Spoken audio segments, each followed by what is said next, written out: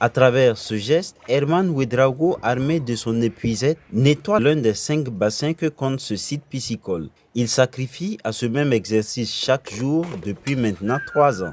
Le matin, je nettoie les bassins. Après le nettoyage, je vérifie l'état d'eau, l'état de l'oxygène. Et ensuite, je nourris mes poissons en fait. Voilà, et je regarde leur comportement. Dans les bassins piscicoles de ce client dont Herman a la charge, 2 types de poissons y sont élevés. Il s'agit des tilapias et des clarias ou poissons-chats. Ces variétés de poissons n'ont plus de secret pour notre pisciculteur. Ici, nous avons 4 bassins de tilapia, de souche locale, et un bassin de clarias, c'est-à-dire poisson-chat. Pour les clarias, ça c'est un peu compliqué. Au niveau des clarias, c'est un peu compliqué. Il faut passer par la reproduction artificielle en fait.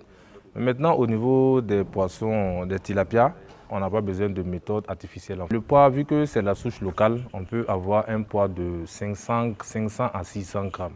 Dans les bassins piscicoles de ce client dont Herman s'en occupe, les poissons ont 6 semaines. Selon lui, le temps moyen pour commencer à les commercialiser va de 3 à 4 mois. Au-delà de tous ces efforts fournis par le jeune pisciculteur installé à Koudgou, il dit rencontrer des difficultés.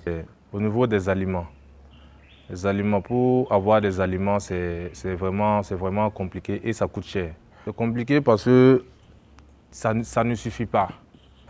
La production locale ne suffit pas. Donc nous sommes obligés de prendre les aliments importés. En dépit de ces difficultés, le métier de pisciculteur nourrit son homme, a confié Herman. Disons le métier de pisciculteur, ça nourrit bien son homme, puisque c'est un domaine qui est très rentable. Il n'y a pas de perte, vu que tout se transforme. Voilà. L'eau du poisson peut être utilisée pour la maraîchiculture. On arrive à vivre de ce métier. Voilà. On ne peut pas dire qu'on est, mais on arrive à vivre de ce métier. En fait, c'est passionnant en fait. On dit dans tout chose, il faut avoir la passion. Au-delà, la pisciculture peut se présenter comme une réponse à la question du chômage que rencontre le Burkina Faso.